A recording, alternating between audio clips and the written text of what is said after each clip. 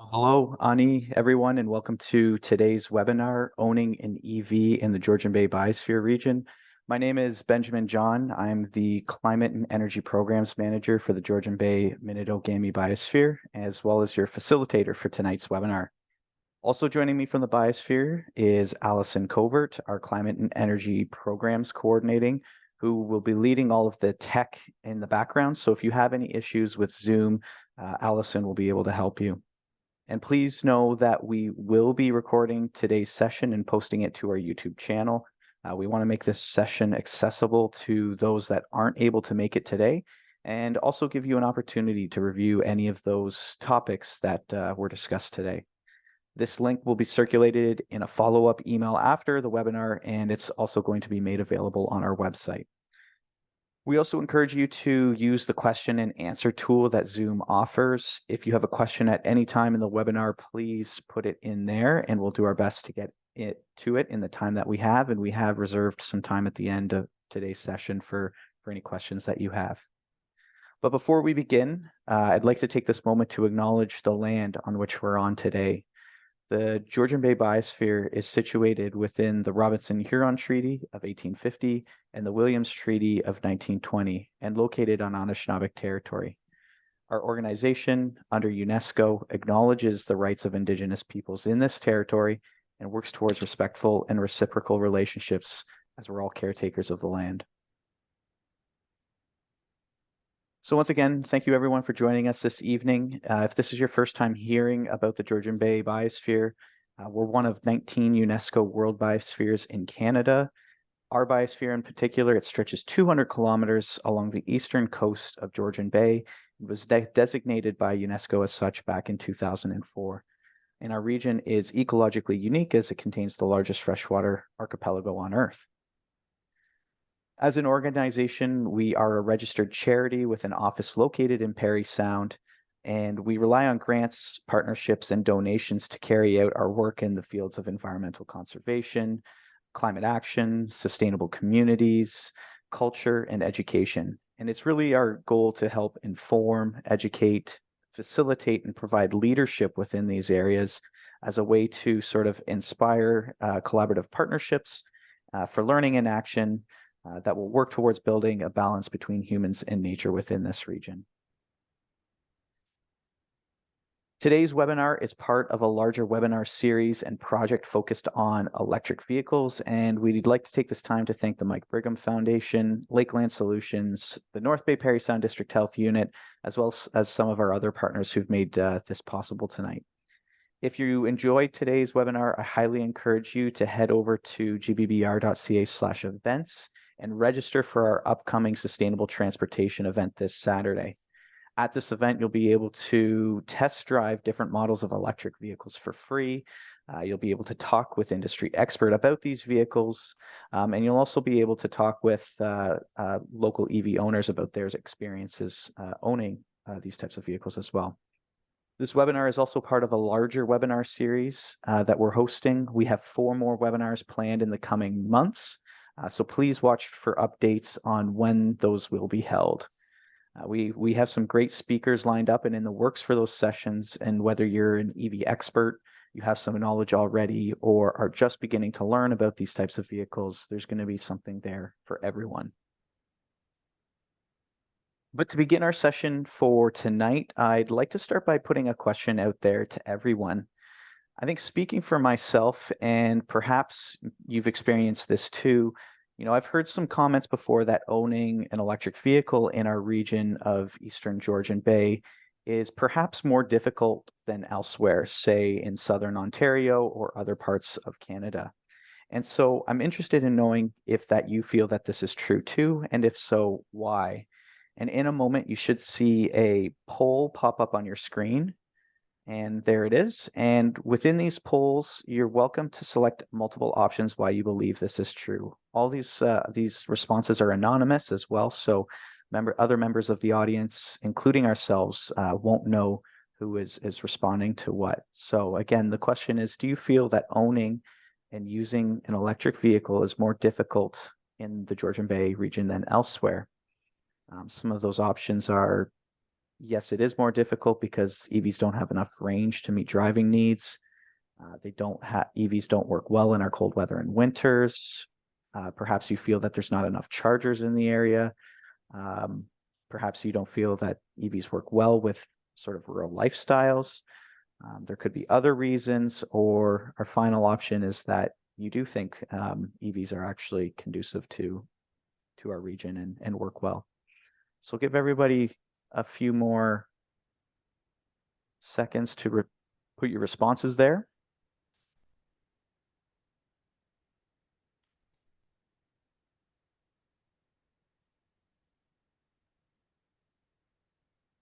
Great.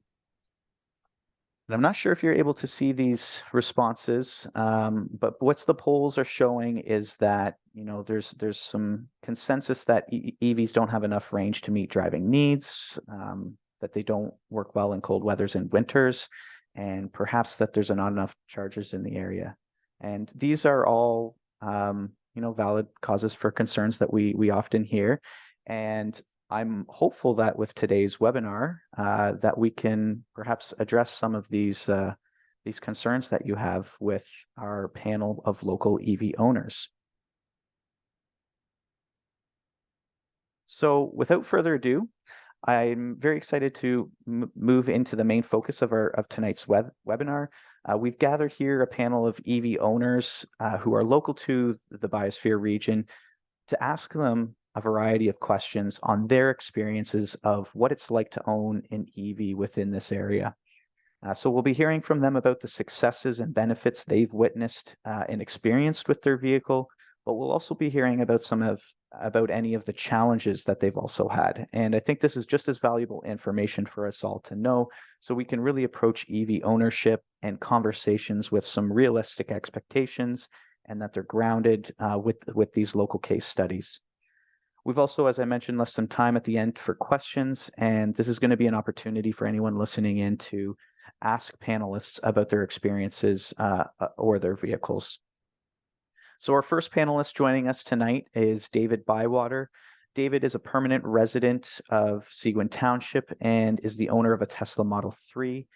David has been an EV owner for a few years now, and after seeing the financial and environmental benefits of his EV ownership, David's household recently purchased their second electric vehicle. Our next panelist joining us today is Carrie Mueller. Carrie and her husband AJ have been cottaging in Seguin Township for roughly 26 years now and have been living here full-time for the past 5 years. Carrie's first experience driving an EV was back in 2017, and she's now on her second Tesla Model S. Carrie and her husband AJ, they've been enjoying EV ownership so much that they're actually now trying out and exploring different types of electric watercraft and bikes as well. And last but not least, our final panelist is David Johnston. David is a little bit outside of our Biosphere region in the Peterborough area, but his love for kayaking and the outdoors brings him to the Georgian Bay area quite frequently. David has now owned a Tesla Model 3 for 3 years and has some incredible stories about and experiences about actually traveling very long distances with kayaks strapped to the roof of his Tesla that I'm hoping we'll be able to discuss a little bit tonight. So thank you to all our panelists for your time to be here this evening. I've prepared a number of questions for this conversation along the way that we'll be going over. So in the interest of time, I'd love to jump into the first question. So this first question is more of just a general one to sort of situate everyone and give everyone a little bit of a background about yourself and maybe some of your driving habits, and how EV ownership is unique to you and your experiences. So can you share with us what kind of EV that you drive? What are your driving habits typically like, in the sense of, do you commute with it? Do you drive occasionally with it, or do you drive very rarely?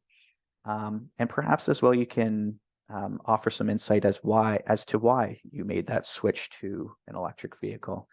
And Carrie, perhaps we could start the conversation with you, if that's okay.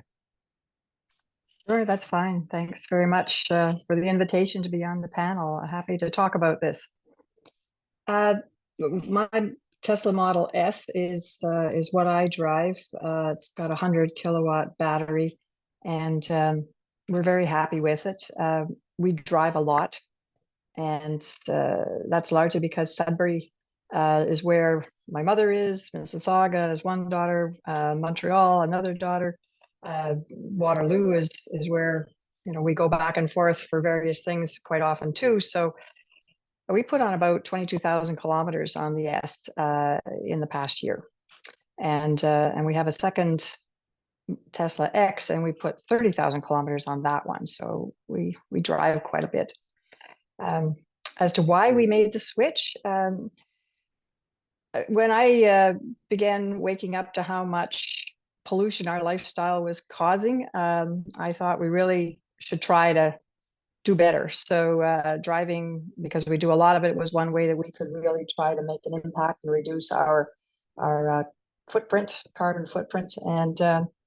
And so in 2017, I was reading really good things about the Tesla cars, and we decided to go and test drive one, and loved it and jumped in. So that was our first one, and my husband was a little more hesitant, but he found that he really enjoyed it well too. So it wasn't too long afterwards where he switched from his SUV to a Tesla Model X as well, and we're just not looking back. Thanks, Carrie. And I appreciate too the mention of how many kilometers that you've been putting on your vehicles each year too. I think there's a few things in there that we can dive into, and some of the questions coming up. And I think it speaks to things such as availability of charging stations and the ability for some of these vehicles to meet driving needs. So I think we'll touch on those points in a little bit, but I want to give David Johnston an opportunity next to share. Yeah, thank you. We have a Tesla as well, a Model 3. We've had it for 2.5 years, and in those 2.5 years, I put on 67,000 kilometers. So probably 30 in the last year with a couple large trips. And it's great. I told other people if I was buying another car, I'm not sold on the Tesla. Like, I'm indifferent to the brand name, but I definitely would have a hard time getting back into a gas-powered car, for sure. We have a second car, and it's a Ford Escape, which is fine for kind of mucking around and doing all the things that we kind of need that for. So yeah, so it's a nice mix. We're in Peterborough, and we need to go because we tend to drive Peterborough. I have family in Ottawa, and we're in Toronto a lot, and I'm in Parry Sound quite a bit. And so when we do drive, we tend to drive really like multiple hour trips quite a bit. And so it's always the Tesla is what we take for those types of things. And we originally got it, a bunch of different reasons. For me, it was the economic side of it. We needed to get a new car, and then pricing out the cost to drive it from that perspective. That was the big kind of what tipped the scales a little bit for us, because we just knew we were going to be doing a lot of kilometers in the next couple of years. Thanks, David, and appreciate your insight too on the economic side of things too, because we do have a question coming up as well too. We'll speak more specifically onto some of those economic benefits that perhaps you've been seeing and what those look like. And lastly, David Bywater, love to hear your thoughts as well. Thanks for having me. Yeah, our household, as you said in the intro, we now have 2 Tesla Model 3s, got the standard range plus that has about a range of 380 and a dual motor, which is also known as long range, and that has range of about 500. Work-wise, I use it to commute to work a few times a week, use it for meetings, site visits. It's perfect for getting around at work. Personal times, use it for running errands, transporting bikes a lot to trailheads, visiting family and friends, just the usual life stuff. For road tripping, we take the long range one all the time. Mine has roof racks as well, so that just cuts into the range a bit. And then with the extended range, just the obvious one to do. It's been a lot of road trips already on the longer range, South Carolina, Missouri, Chicago, lots more.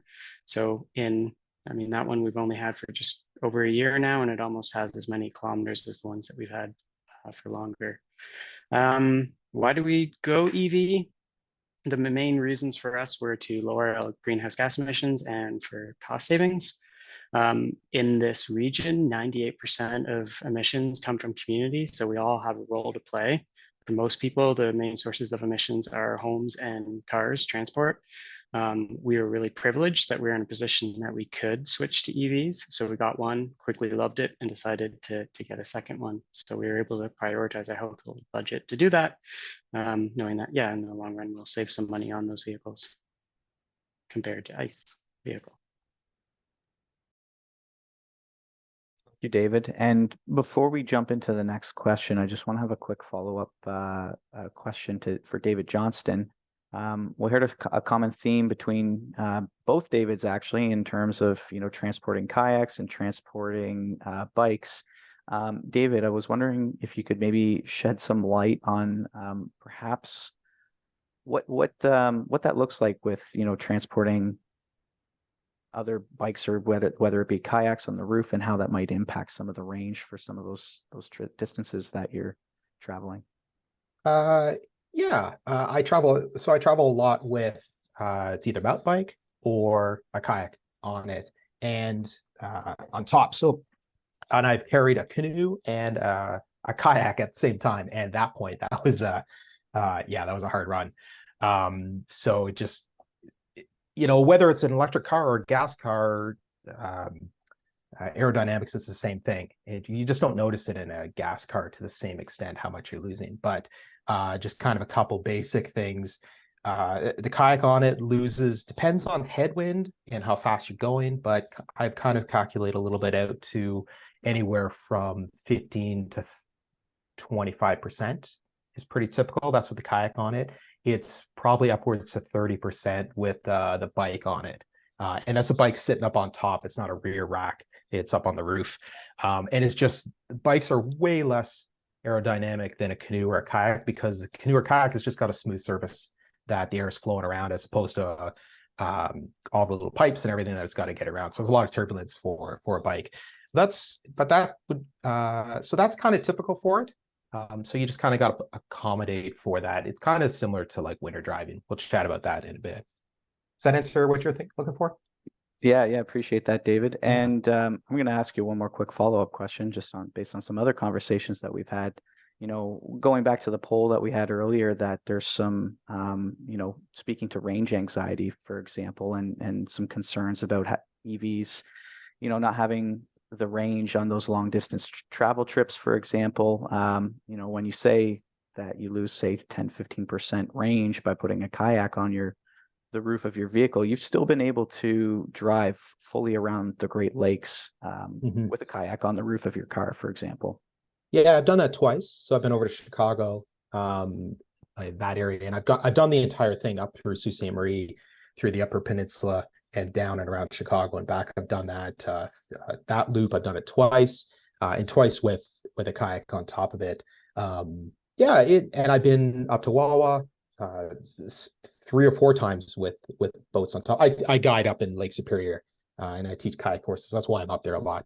And so part of the original one, when I purchased it, was I knew I was going to be driving great distances for doing courses and guiding trips over the summer. And so I really wanted a way that I could get to those places economical. And then because I'm just by myself, the electric car works great for having, I'm just carrying me and myself and the boat and that type of thing. So yeah, it works out okay. It just takes a little bit more planning, or it takes more time sitting at the stop than when I do the same thing. Say I'm driving to Sault Ste. Marie, I just don't need to sit and charge quite so long. It adds an extra 5 or 6 minutes to each one. It's kind of an average time frame for it, but it's not the burden that I thought originally it was going to be. Yeah, I appreciate that as well too, and I think that also speaks to the availability of charging infrastructure, which we'll touch on in a little bit. Yeah. All right, so moving on to the next question, and I think we have touched on this a little bit too with Carrie and David Johnson. You mentioning how far and how many kilometers you put on your vehicle in a given year, but I'd like to hear in your own words as well too, if owning an EV has impacted your daily life and or your routine that you had prior to owning a vehicle. So for example, have you had to adapt your driving patterns or behaviors by any way as a result of having this different vehicle technology? And I'm going to go back to you, Carrie, to lead things off. Okay, thanks a lot. Well, we certainly have zoned in on where the Tesla chargers are because they're just so efficient and so easy to use. But because we can charge at home, whether we're at the lake or we're at our condo, or we have the ability to charge where we live, we can leave with a full battery, or whenever we want. So with the range that the car already has, unless we're going on a trip, we're only charging at home. And so we're not going to gas stations for anything unless you want something else besides gas at a gas station.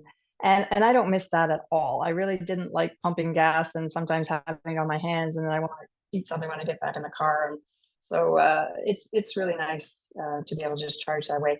We also warm the car up in winter when it's sitting in the garage from inside the house because there's no emissions. You don't have to worry about creating a bunch of pollution in your garage.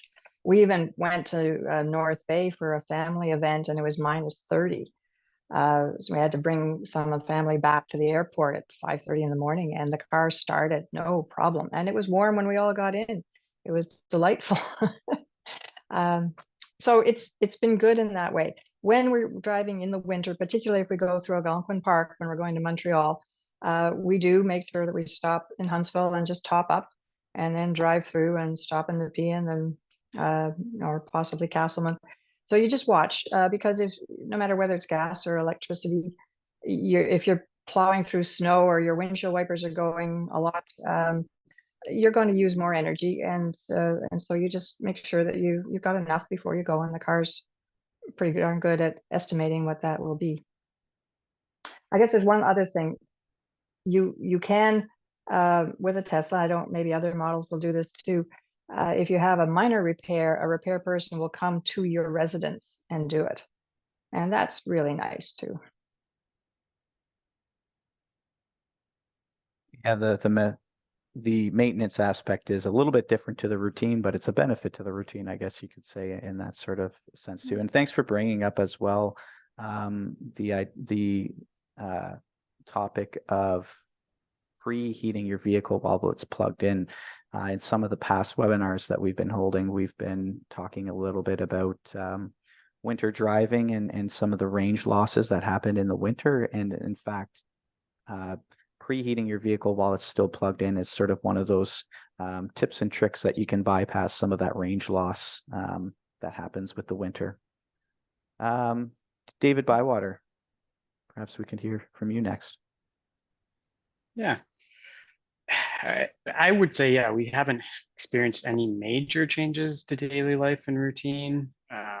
Some routine changes is just remembering when you get home to plug in and charge overnight if you need to, or remembering if you got a big drive the next day and you got to charge up. I'm chuckling because I started driving down to Moose Deer Point the other day and I was like, oopsies, I didn't charge. So in that case, instead of driving a little bit faster than so I had to drive a little bit slower than I normally do. So there was a change I had to do in that case.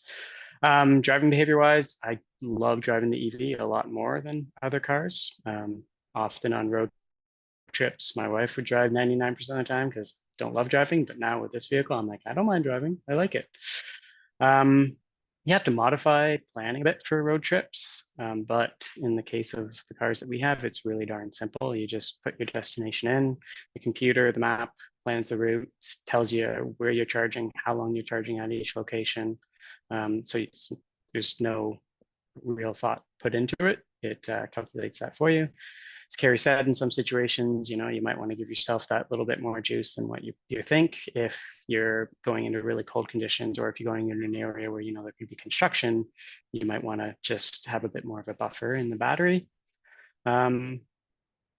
What else? The other one for us is just 2 Model 3s. It's 2 small cars. In the past, we used to hatchbacks. So one thing is we don't in the past, you could just throw stuff in a vehicle, and that's not the situation with the cars that we have. But we knew that getting into it, and we thought, well, if we get into a point where we need to size up or switch out, we'll do that. But there's always friends that you can rely on to borrow vehicles from when you got to move a chair or couch. Thanks, David. And we'll go over to the next David. Yeah, there's kind of two changes. I speed a whole lot more than I ever did before. That's the first one. You know, I never owned a sports car before, and it's kind of the, you know, so let's be honest about that. I don't think about nickel and diming gas the way that I did before, where, you know, if I had to drive somewhere for an hour, I'd be like, oh, should I go? You know, being a kind of a cheap guy, I don't think about the costs of gas the same way, because if it's charging at your house, it's so cheap to fill up. Like in my case, you know, because we're charging overnight, when the price of electricity is really cheap, it costs me about $3 to $5, depending on how much it needs to get filled. So yeah, so I don't think about that, but boy, I love speeding. Yeah, so that's an interesting piece. The other part Dave talked about a little bit is kind of the planning side of it, and I kind of think about you know, sometimes it's really annoying. That's the other part, how it's kind of changed a little bit. Like if I'm just going somewhere where I have to sit and charge a whole bunch, it adds up, you know, and especially if I'm with people who aren't used to having to sit and charge. If it's just me, I don't care. If it's my family, they're used to it and they don't really care. But if I'm with strangers who aren't used, I feel like I should be apologizing to them because we have to stop to charge up if we're going on a big long trip. But that's just me and my own issues in my head. But at the end of the day, it really hasn't. It's just a car that happens to run on electricity. It hasn't changed things as much as I thought it originally would. Thanks, David. And I want to actually, with this next question, dive in a little bit more on the cost piece. You mentioned that you spend about $3 to $5 to fill up your vehicle sort of overnight on, you know, depending on how much range you need. So do you have a sense of maybe, you know, over a longer period of time, perhaps a month, maybe it's a year, how much that you're spending to fuel up your vehicle? And also on top of that, do you have an idea of what that might translate in terms of cost savings if that was instead, say, gasoline for an ICE vehicle? Yeah, on the Tesla side, so let's say I was trying to think of how many kilometers I've done this year. The app will tell you right away how much money you've saved and how much you've spent. So let's say I've done 30,000. So far in the last calendar year from September last year, it says I've spent $1,287 on electricity. So that's home power and Tesla superchargers. It's not accounting if I happen to go to a secondary, like a third party charging thing, but that, let's add $50 to it because it's not that much. So, you know, just under 1,300, and the equivalent gas for that would have been 3,300 is how much. So according to Tesla's calculations, I've saved $2,000 sticking to electricity. So that's for me. And as you mentioned too, that's over about one calendar year. So that's some incredible savings. And then on top of that too, those emission savings that come with that as well too, from, you know, not burning the gasoline. Yeah, for sure. Now on the other side, and the other guys can speak to how much they've spent. I mean, you talk about maintenance. You know, so your maintenance for your car, I mean, all our cars are relatively new, but ours, you know, so you end up, what you have to replace more is tires or more because the vehicle is very heavy because of the battery. So, but of course, being a Tesla, you know, if you need to get winter tires, they're stupid expensive, you know, compared to just buying cheap, you know, skinny winter tires for some other cars. So there's things like that it ends up being more expensive in particular things, but just pure cash out of my pocket, it saved me $2,000 according to the system. Thanks, David. Carrie, can I pass it over to you next? Yeah, we estimate that with the Model S, we spend about $1,500 a year. Now, as I was saying, we travel between cities quite a bit, so we're not exactly sure, but we're saying if we charge at home at 19 cents per per kilowatt, and we charge at chargers at 49 cents, and blend that, we're coming up with $1,500. But if we translate that into gas, it would be 3 times as much. So we're saving, we estimate $2,800 per year just doing the electricity. And honestly, if you don't travel, between cities like we're doing and charge away from your home, we estimate that the cost of charging is 5 times cheaper than buying gas. Because if you charge at night when it's, very economical, and you just drive around within the range that your car has, then you do even better. As far as the maintenance, I agree with David that the cars don't need much.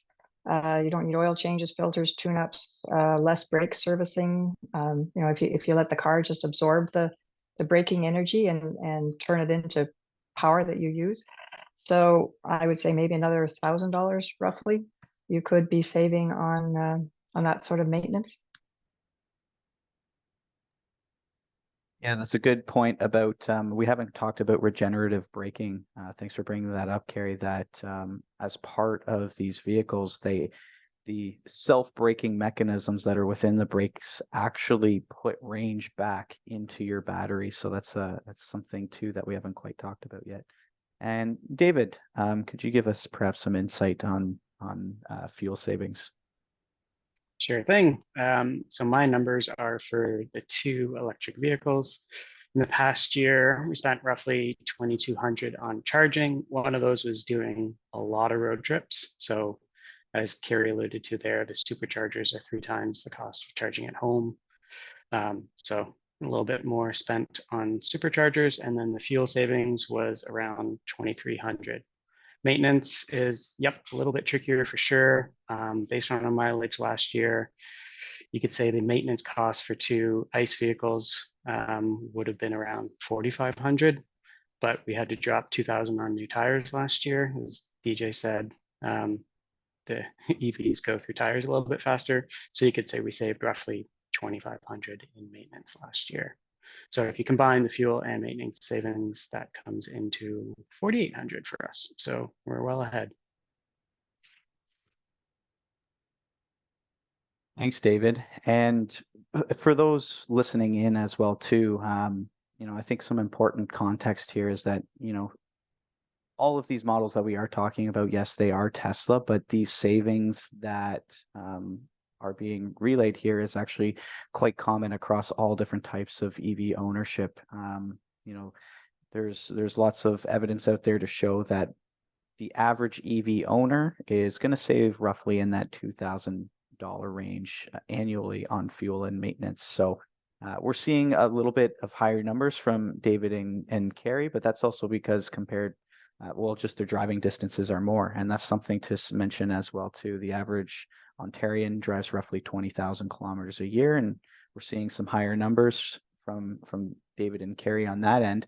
But as you drive a vehicle more, you're actually ending up saving more between the disparity in gas and electricity. So it's just something to keep in mind as well too, that this is applicable across all models of electric vehicles. Moving on to our next question though, I'd like to, transit. We were just talking about what I would call some, let's say, successes or benefits of having an electric vehicle, but I'd also like to talk about some of the challenges or drawbacks that you've had perhaps with owning an EV in the region. And if you haven't had any drawbacks, what has been the most challenging part? And maybe there isn't any, but I'll turn it over to you, David Johnston, to start this one. Yeah, there's definitely been a couple challenges in learning and things like that. There's a tendency for this question when people are processing it yourself, should I buy one? There's a tendency to think about the 1% scenario and, what if I get on a backlogging road of Northern Ontario somewhere? What am I going to do in that situation? And then, when I was first researching this, I would think about those scenarios. Then I thought, how often is that happening? Very rarely. So that would be my thing with it when people are thinking about, what's good and what's bad. It's not to kind of focus on the 1% because you can't deal with that. but you know, the 80%. But that being said, there's a couple quirks that I found. And so in my particular scenario where I have things up on the roof a lot, the car doesn't know that there's stuff on the roof. And so when it's calculating long trips, say if you're driving from Parry Sound, in my example, driving Parry Sound to Sault Ste. Marie, I've got to charge probably 4 times to make that trip. And so that's just because I have to, because I have a large, giant air thing up on the top, you know, with the kayak. So, but it takes a little bit for the computer to realize that you've got this thing up on top. So it's saying, okay, well, you can get to Sudbury. So sit here in Parry Sound because I'm coming from Peterborough for 15 minutes and you're going to be good to go. But I actually have to, I can't trust the computer a little bit because I know I have to sit for a third longer to make that work. And so that's just kind of some like challenges that I've discovered a little bit. So then as time goes on, like as your trip goes on, the computer all of a sudden goes, whoa, there's a lot of headwind or a lot of drag. And so the computer calculates, and the next time I charge in Sudbury, it knows I'm going to the next one. And so it adds more time to it. So so there's a few little things like that that I discovered just, you know, in that initial stage of, I don't know if I'm going to make it. I might run out of power, and I haven't. But so a few little quirks like that I had to stumble on. Yeah, that's probably the big one that for me. Thanks, David. And David Bywater, what about any challenges that you've experienced? With when we just had the one EV, and that was the first one we had, which was the standard range, there's a couple scenarios where we're like, hey, why don't we go up to Killarney and hike the crack trail for a day trip? And when you're looking at where superchargers are, and even level 2s, you're like, can't really do it. So there's been one, or like as David said, that's the 1%, the thing that you might do a couple times a year that you might not be able to do, or you really have to change how you go to do it. Now that we have the long range, that day trip's feasible.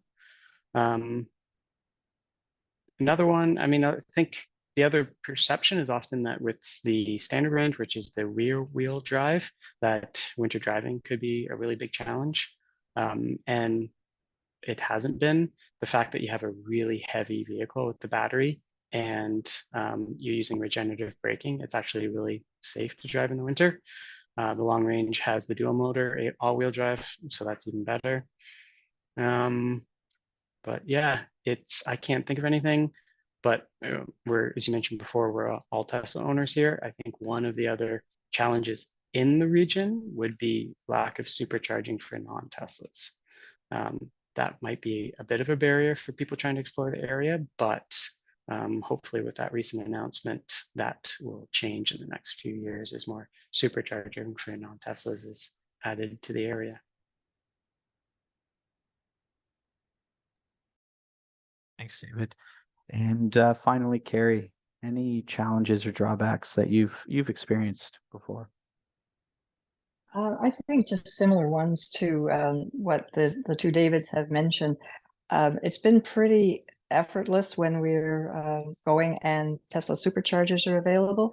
And because there's so many, we haven't really explored the other ones much. But I think if there are superchargers and you see more and more of them being installed that will accommodate all brands, then that will disappear as a concern. So everybody's working on it. PlugShare is a wonderful app if you are trying to find the different chargers.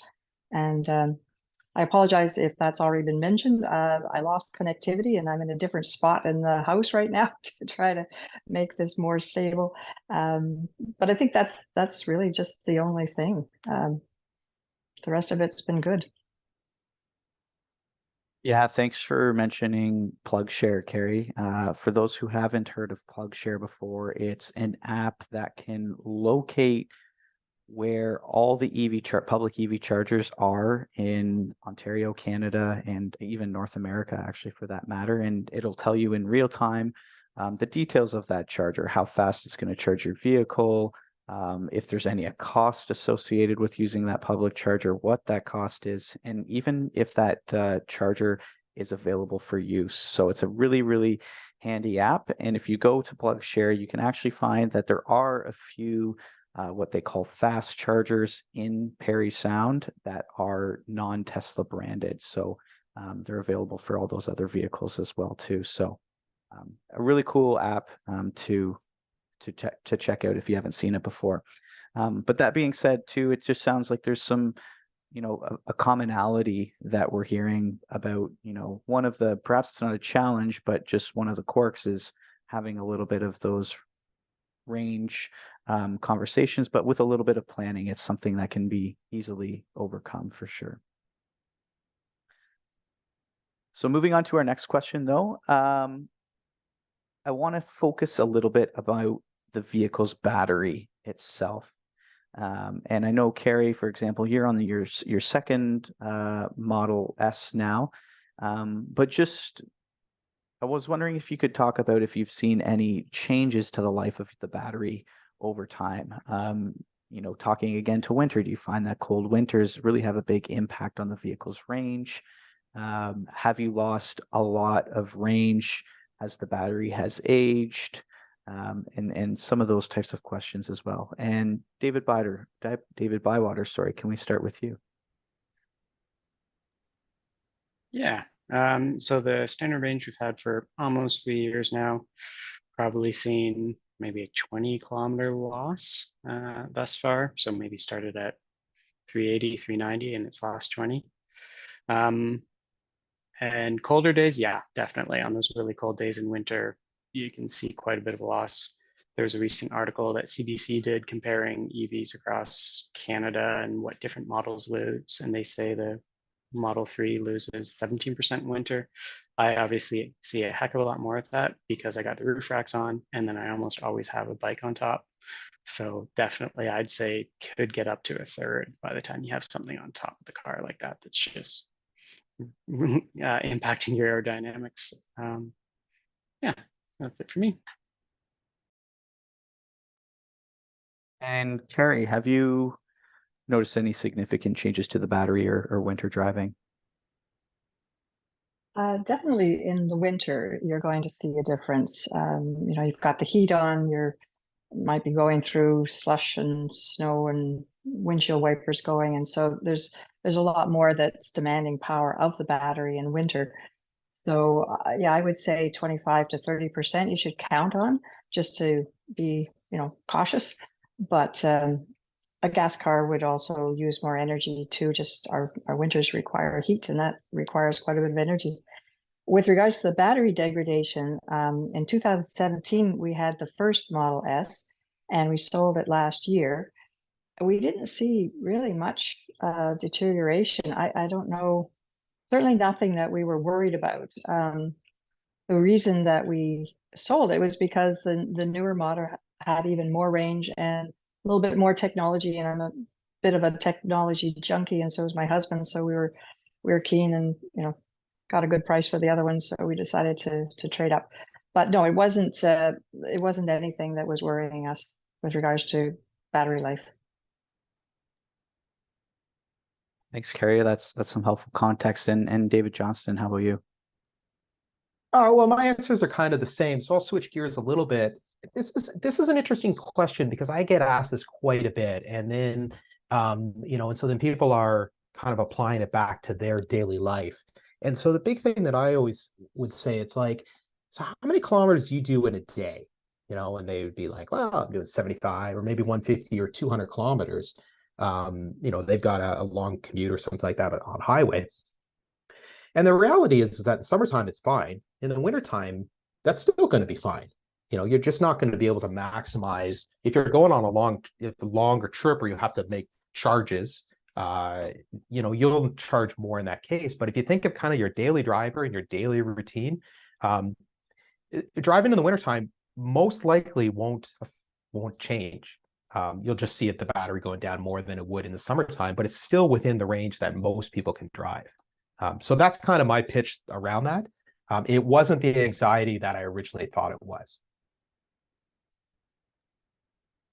Yeah, thank you for mentioning. I actually get that question myself quite a bit too. And you know, even just crunching some of those numbers as you did as well too, to somebody the other day that I was speaking with, your typical EV nowadays is coming, a fully electric vehicle anyways, is coming with a roughly 400 kilometers of range.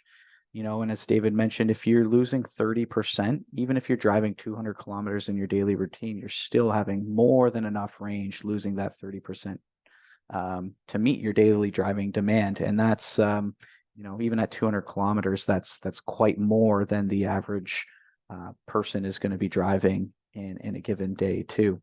Something else just to mention too, that with the battery life is that EVs come standard with an 8-year warranty, manufacturer's warranty, when you purchase an electric vehicle too. So they are designed to last the life of the vehicle. And, you know, as David mentioned, you know, David Bywater has mentioned losing only about 20 kilometers of battery over, you know, a few years, we can see that that loss is very minimal in the long run.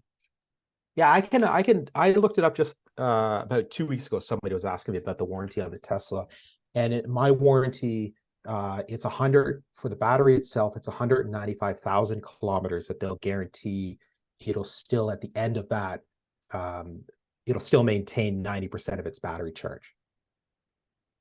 So yeah. So 195,000 kilometers, it's still a pretty, for your average typical driver.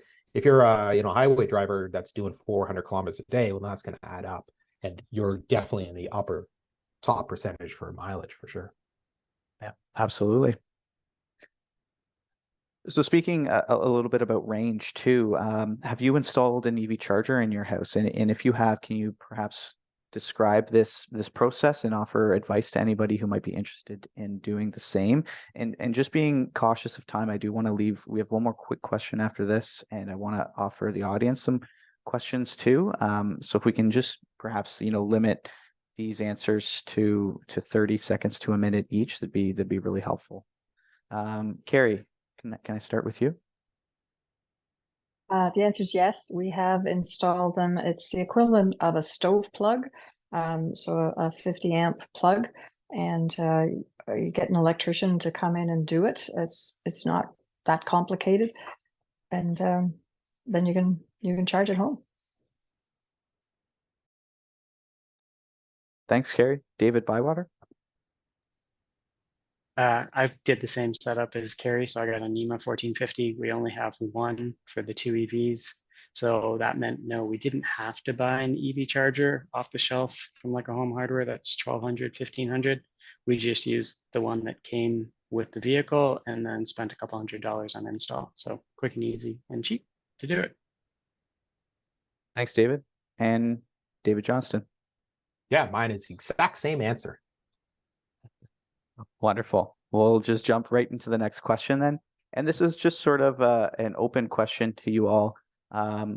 What advice or tips would you offer to someone that's considering purchasing their first EV? And I think perhaps we've gone over some of these points already, but just to close things off, I'd like to hear it in your own words as well. And we'll start again, Carrie, with you.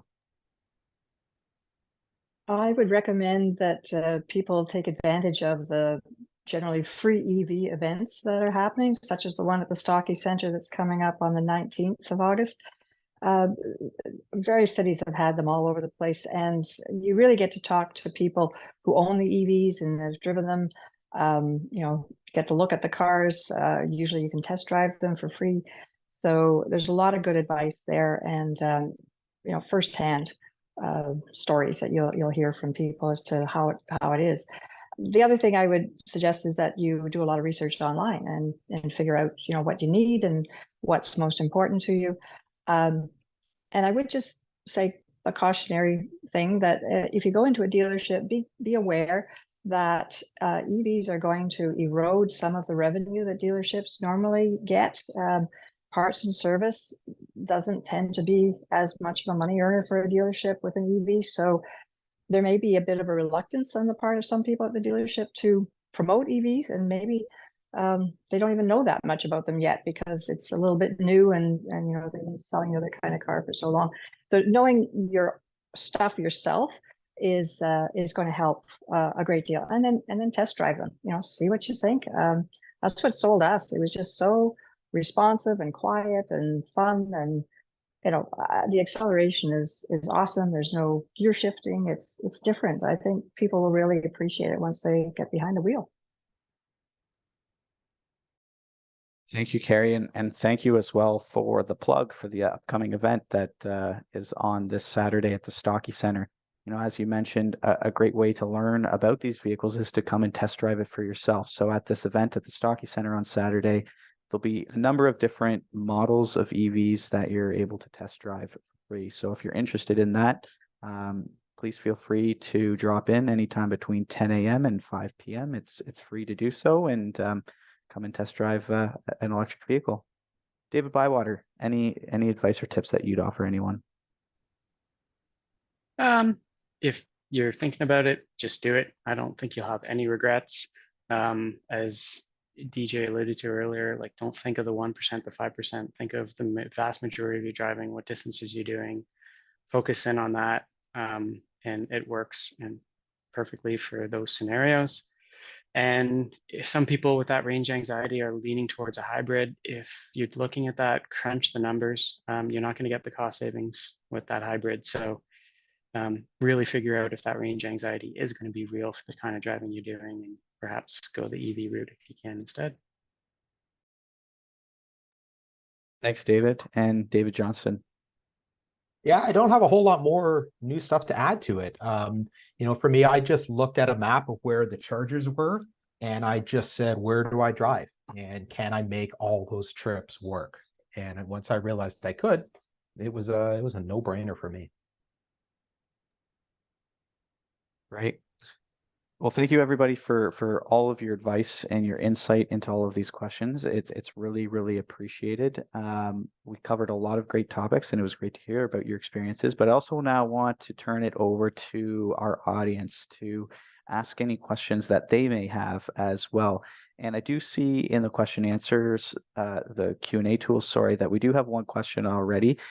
As we're going through this question, everyone, please feel free again just to put your questions you have in there, and then we can go through them. So the first question that we have is, how did the Teslas or perhaps even electric vehicles in general handle dirt roads and that turn to mud during that spring thaw? Some of the potholes and ruts can be daunting. Have you ever had any challenges or worries with that, perhaps with some of the heavy battery or other aspects of the vehicle? And this can be answered by anyone, so feel free to just jump in. I'll answer that. We do have to go down a dirt road that can get quite rutted and muddy, and I think it's like any car. The Tesla handles it very well. The all-wheel drive is great. You just go slowly, just like you would in any car, and clean your wheels out later. So don't let it sit there and cake in. So no concerns. That's a good point too, and something I've never thought anyways is having mud get within the regenerative braking aspect. It sounds like that has absolutely no impact on that at all. Is that correct? Well, we've done it a lot, and the cars keep on going, and the brakes haven't need extra servicing. I mean, you'll have to service them once and again, but it certainly hasn't ruined anything. Yeah. Thank you. I can add one little thing to this. Okay, yeah. So this is where my range anxiety gets nervous, is back roads. And so that's kind of the reality is, so if I'm driving in somewhere, because I'm often up north on Superior, and I have to drive off the main highway and drive in an old logging road in to get into somewhere where something's happening. I gotta always think about how I'm getting back out to the highway again. And you of course you're thinking the same thing with gas, but it's not front of mind to quite to the same extent. And there's places where I can drive from Sault Ste. Marie to Wawa, no problem. But in Lake Superior Provincial Park is just kind of one example that pops into my head. I couldn't do the trip because we had to drive in 45 minutes to get to the put-in for this trip. And so I had my guy I was running a trip with, we had to take his car because it just didn't work. So there are quirks like that if you find yourself getting off the main beaten path and you're going down a back road somewhere, you need to think about, do you have the power to get back onto the beaten path again? And that's where my learning in the very early days was an interesting learning curve there.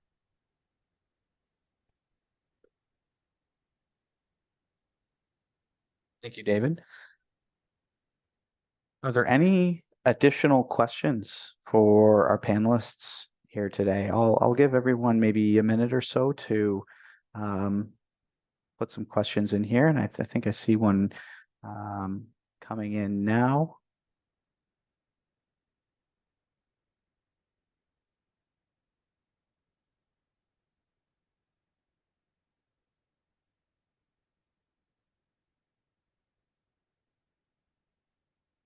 Okay, the question that I've gotten here in the chat function is when you purchased your vehicle, what was the process like for accessing the federal grant that is applied to the purchase of electric vehicles? And just for reference for the audience, that's referring to there is a federal grant at the moment that provides $5,000 for the purchase of a new electric vehicle. That can be a fully electric vehicle or a plug-in hybrid electric vehicle, provided that it falls under a certain price range. And just wondering if anyone has experience navigating that and if can speak to that. I did with the standard range. From what I can remember, it was applied on the invoice, and that was a deduction from what I had to pay, and the dealer did the paperwork and got it. So easy. Yeah. So nothing that you had to do and take time out of your day to complete. No, nothing. Yeah, thank you, David. And another question we have here as well too is, did you try other or even test drive other electric vehicle models before you chose your Tesla?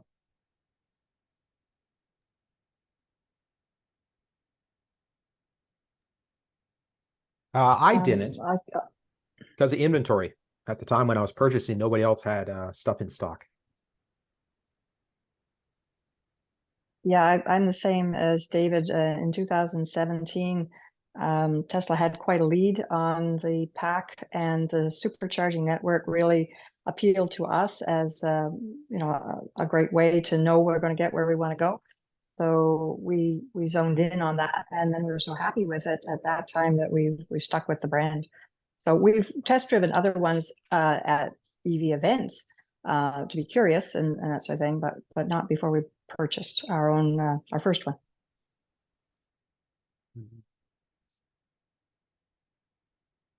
Yes, and that does raise a good point about availability that we've seen in the past anyways, and the industry trends anyways at the moment is it looks like more availability is coming, more model availability. If you're looking for more information on the different types of EV models that are available, one of our past webinars that you can find on YouTube really goes over that really well and discusses how there's currently over 40 different types of electric vehicle models that are out there. So again, if you're interested in seeing some of those, we highly encourage you to come out to the Sustainable Transportation event on this Saturday at the Stocky Center.